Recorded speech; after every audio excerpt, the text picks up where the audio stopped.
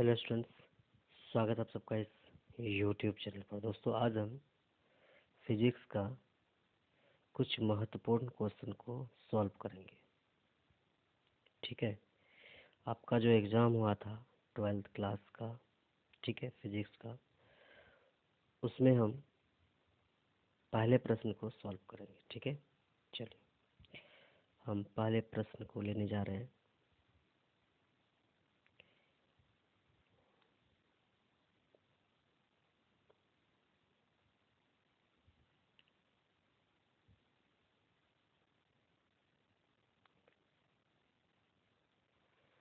ये आपका पहला प्रश्न है।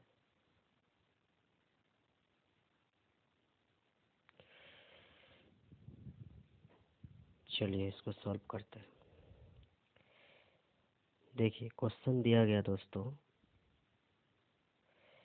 कि निम्नलिखित में से कौन संबंध सही है।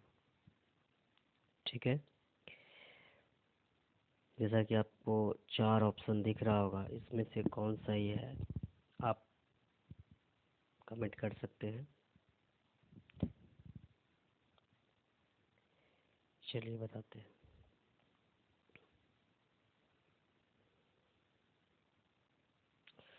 देखिए ई बराबर जो होता है दोस्तों, ई बराबर ये होता है एफ बटे क्यू। ठीक है, ई बराबर क्या होता है, एफ बटे क्यू। यहाँ पर एफ पर भी क्या हो सकता है, वेक्टर हो सकता है इस तरह से। तो आपका ये पहला प्रश्न क्या होगा, पहला प्रश्न का ऑप्शन नंबर ए क्या होगा, सही होगा। और ये गलत होगा, ये भी गलत होगा, ये भी क्या होगा, गलत होगा। चलिए इसका जो सही आंसर होगा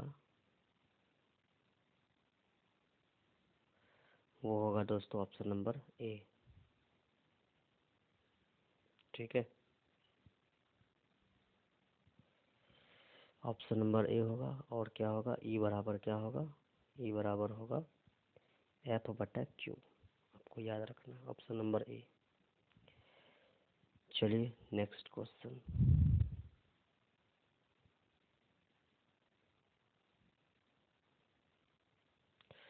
अगला क्वेश्चन हम लेने जा रहे हैं। अगला क्वेश्चन आपका ये है। इसमें कहा गया है कि विद्युत फ्लक्स का ऐसा मात्रक है। पहला ऑप्शन क्या है, वोल्ट मीटर। दूसरा क्या है, ए मीटर। दूसरा ऑप्शन क्या है, एम्पियर मीटर, सॉरी। तीसरा क्या है, वोल्ट मीटर। चौथा क्या है, वोल्ट गुना मीटर इनवर्स।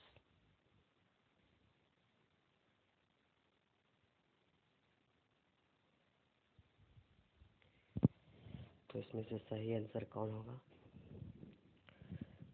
देखिए, सबसे पहले आपको ये जानना पड़ेगा कि विद्युत फ्लक्स को हम किससे दिखाते हैं। विद्युत फ्लक्स को हम फाई से दिखाते हैं। और इसका फॉर्मूला होता है दोस्तों फाई का, वो होता है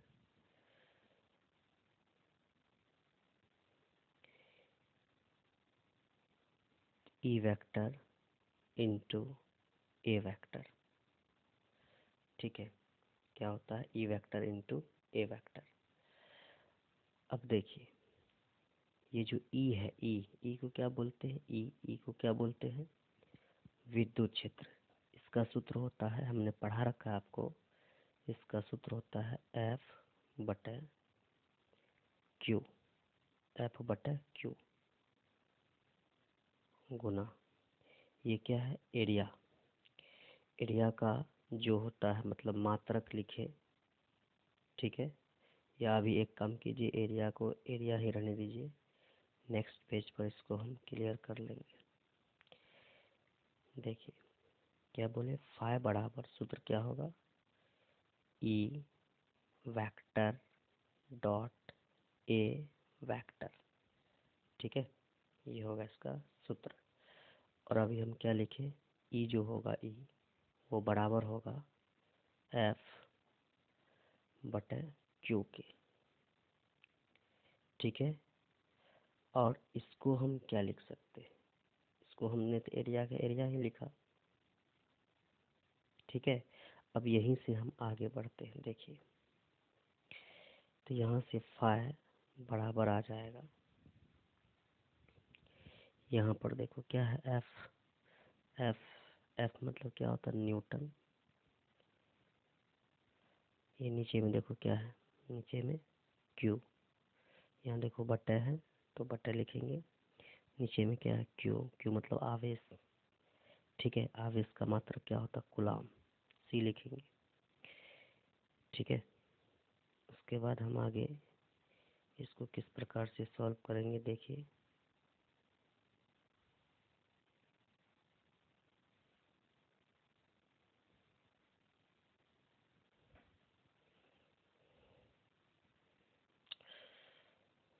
यहाँ पर क्या है, एरिया।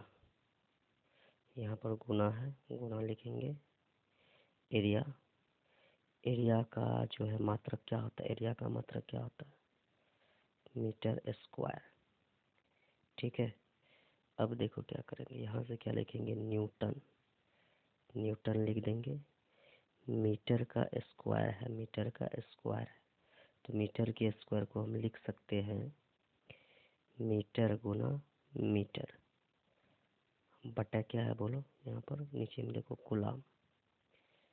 ठीक है, नेक्स्ट पेज क्या लिखे हम, फाइ बराबर आ गया मेरे पास कितना, न्यूटन गुना गुना मीटर, नीचे में क्या आ गया, कूलाम। अब देखो यहाँ पर देखो, ये जो न्यूटन मीटर है, इसको अगर हम एक साथ ले, किसको किसको बोलो, न्यूटन मीटर। न्यूटन मीटर को जब एक साथ ले, तो न्यूटन मीटर को हम बोलते हैं दोस्तों, जो न्यूटन मीटर होता है इसको हम बोलते हैं जूल। न्यूटन मीटर को क्या बोलेंगे बोलो, जूल गुना इधर क्या चल रहा है, मीटर बटा कूलाम। ठीक है, अब देखो थोड़ा सा लिखने में यहाँ पर दिक्कत हो रहा है, तो आपको समझना है। ठीक है, देखिए न्यूटन मीटर को क्या लिख दिए हम, जूल। देख सकते हैं आप पीछे के पेज में, यहाँ पर न्यूटन मीटर, न्यूटन मीटर को हम लिख दिए क्या बोलो, जूल लिख दिए। मीटर यहाँ पर ये मीटर जो है ऐसा ही है, बटे में क्या है, कूलाम है। ठीक है, तो यहाँ से हम चलते हैं आगे। तो देखिए न्यूटन मीटर को जूल लिख दिए और 1 मीटर बचा हुआ है, देख सकते हैं पीछे यहाँ पर 1 मीटर जो यहाँ पर बचा हुआ, ये मीटर। जूल का जूल लिखेंगे, जूल का जूल हम लिख दिए। 1 मीटर बचा हुआ, नीचे में कूलाम बचा हुआ। 1 मीटर बचा हुआ है, नीचे में क्या बचा हुआ, कूलाम। देखो यहाँ क्या है, जे बटा क्या है, सी। जे मतलब क्या, जूल, नीचे में क्या है, कूलाम। जे बटा क्या आ गया, सी। तो जूल बटा कूलाम, जूल बटा कूलाम को क्या लिखेंगे, क्या बोलते हैं, वोल्ट। क्या बोलते हैं, वोल्ट। इधर क्या चल रहा है, गुना, इधर क्या आ जाएगा बोलो, मीटर। तो आंसर क्या हो जाएगा आपका, आंसर क्या हो जाएगा, फ्लक्स का मात्रक क्या होगा, वोल्ट मीटर। ठीक है, क्या आएगा, वोल्ट मीटर। आप देख सकते हैं पीछे जा कर के इसका क्वेश्चन जो दिया गया था आपका, तो इसमें से कौन सा सही होगा, ऑप्शन ऑप्शन सी सही होगा, वोल्ट मीटर। ठीक है, क्या सही होगा, वोल्ट मीटर। चलिए नेक्स्ट प्रश्न की ओर हम चलते हैं।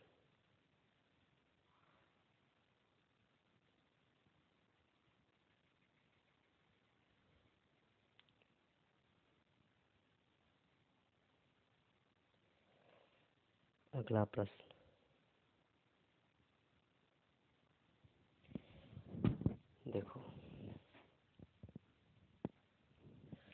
अगला प्रश्न क्या दिया गया है, देखिए पढ़िए आप क्वेश्चन को।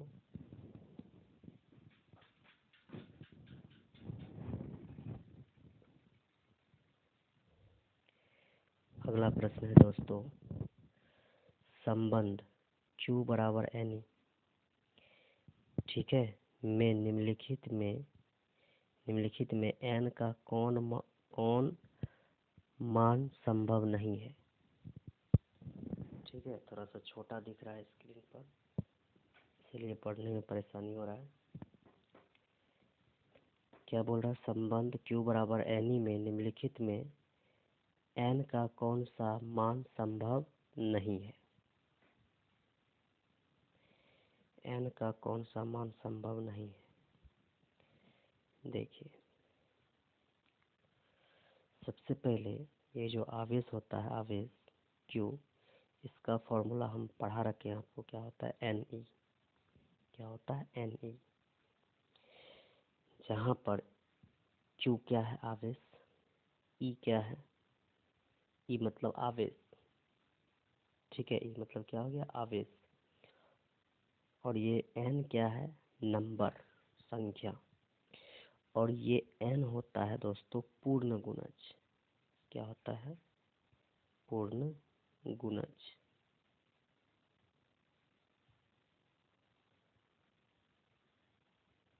पूर्ण गुणज, ठीक है। N क्या होना चाहिए, N होना चाहिए पूर्ण गुणज, ठीक है, पूरा पूरा नंबर होना चाहिए। तो क्या आप चेक कीजिए यहाँ पर, ठीक है, N का मान जो है पूरा नंबर होना चाहिए, पूर्ण गुणज। क्या होना चाहिए, पूर्ण गुणज, मतलब कि n का मान या तो 1 हो सकता है पूरा नंबर, या 2 हो सकता है पूरा नंबर, 3 हो सकता है पूरा नंबर, ठीक है। n का मान जो होगा वहाँ पर वो पूरा नंबर में आएगा। n का मान, ठीक है, 100 भी हो सकता है, पूरा नंबर में है। n का मान 500 भी हो सकता है, पूरा नंबर में है। लेकिन दोस्तों n का मान जो होगा कभी भी पॉइंट में नहीं आएगा। n का मान 4.2 नहीं होगा, इसको हम पूर्ण गुणज नहीं बोलेंगे, ठीक है। n का मान 5.2 नहीं आएगा, इसको हम पूर्ण गुणज नहीं बोलेंगे, ठीक है। तो जो भी पॉइंट वाला में होगा ऑप्शन, जो भी पॉइंट वाला ऑप्शन होगा वो जो होगा क्या, उसका मान संभव नहीं होगा। मतलब पूरा पूरा n का मान जो होता है वो पूरा होना चाहिए। n का मान 8 हो सकता है, n का मान 4 हो सकता है, n का मान 100 भी हो सकता है, लेकिन n का मान कभी भी 4.2 नहीं होगा, क्योंकि ये पूर्ण गुणज नहीं है, पूरा नंबर नहीं है, इसीलिए। तो कौन सा मान संभव नहीं होगा, ऑप्शन नंबर डी, ठीक है। चलिए नेक्स्ट प्रश्न की ओर बढ़ते हैं।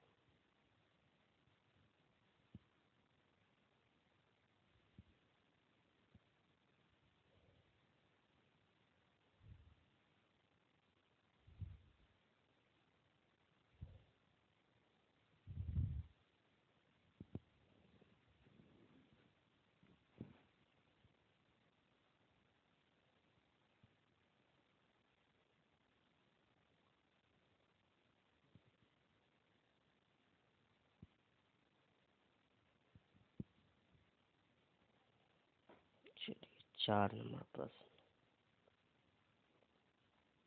देखिए। 4 नंबर प्रश्न दिया गया है,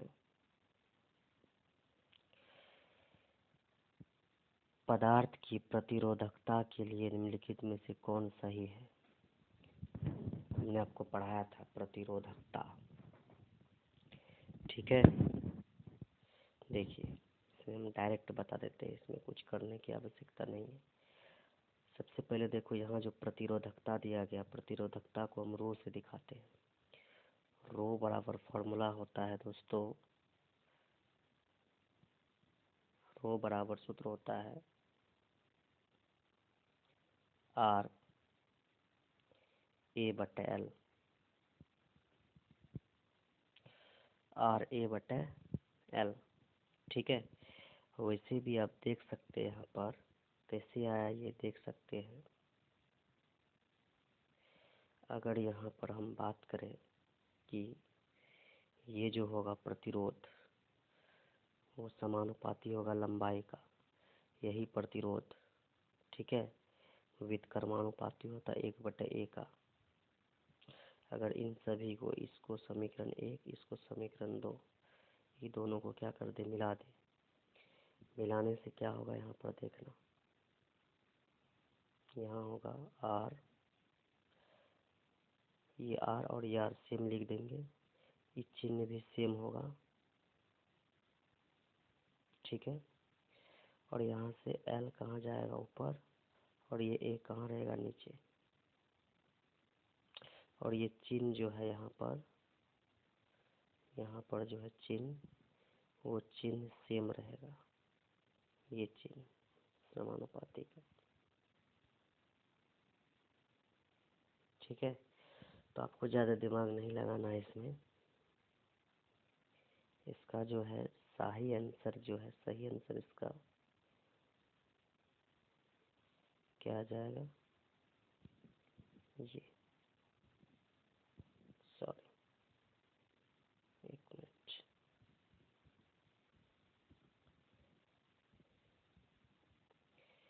इसका सही आंसर आ जाएगा rho equal to R A बटे एल, आर ए बटे एल। ऑप्शन नंबर सी, प्रतिरोधकता का सही मात्रक आर ए बटे एल। ठीक है, चलिए अगला प्रश्न देखते हैं। अगला प्रश्न यहाँ से देखिए दिया गया 5 नंबर में, जब किसी वस्तु को आवेशित किया जाता है तो उसका द्रव्यमान क्या होता है। जब किसी वस्तु को आवेशित किया जाता है तो उसका द्रव्यमान क्या होता है, तो इसका आंसर क्या होगा, देखो। मान लो ये कोई वस्तु है, इसको हमको क्या करना है, आवेशित करना है। आवेशित करने के लिए या तो इससे इलेक्ट्रॉन को बाहर निकालेंगे, या इसको हम क्या करेंगे, इलेक्ट्रॉन ग्रहण करवाएंगे।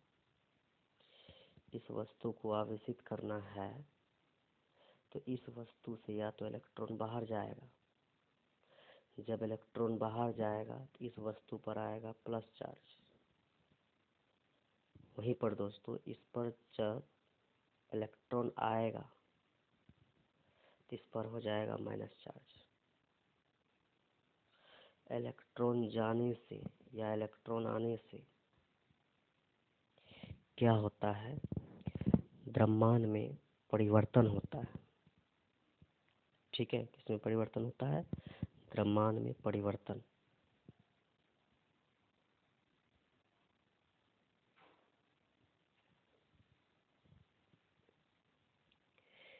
जैसा कि हम जानते हैं कि एक इलेक्ट्रॉन का द्रव्यमान कितना होता है, 9.1 गुना 10⁻⁻31 kg में। ठीक है, इतना होता है। अगर हम दोस्तों किसी वस्तु से इलेक्ट्रॉन को बाहर निकालते हैं तो क्या होता है, इतना इलेक्ट्रॉन क्या हो जाएगा, उस वस्तु से घट जाएगा। इलेक्ट्रॉन जब बाहर जाएगा, तो क्या होगा, इस वस्तु का द्रव्यमान घटेगा। जब इलेक्ट्रॉन इस पर आएगा तो इस वस्तु का द्रव्यमान क्या होगा, बढ़ेगा। क्योंकि इलेक्ट्रॉन जाएगा तो इलेक्ट्रॉन का द्रव्यमान इस वस्तु से क्या होगा, घट जाएगा। वहीं पर इलेक्ट्रॉन इस वस्तु पर आएगा तो इस वस्तु पर एक इलेक्ट्रॉन का वजन क्या हो जाएगा, बढ़ जाएगा। तो यहाँ पर क्या होगा इसका आंसर, ऑप्शन देखिए। ऑप्शन में क्या दिया गया है, ऑप्शन में दिया गया है द्रव्यमान जो है उसका द्रव्यमान घटता है, बढ़ता है, घट या बढ़ सकता है। ये होगा ऑप्शन नंबर सी। आवेशित कब होता है, जब इलेक्ट्रॉन बाहर जाएगा फिर भी आवेशित होगा, जब इलेक्ट्रॉन वापस आएगा फिर भी आवेशित होगा। ठीक है, यहाँ पे देख सकते हैं आप।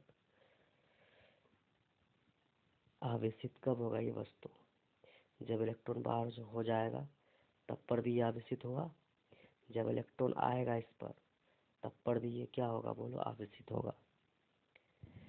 जब ये आवेशित होगा,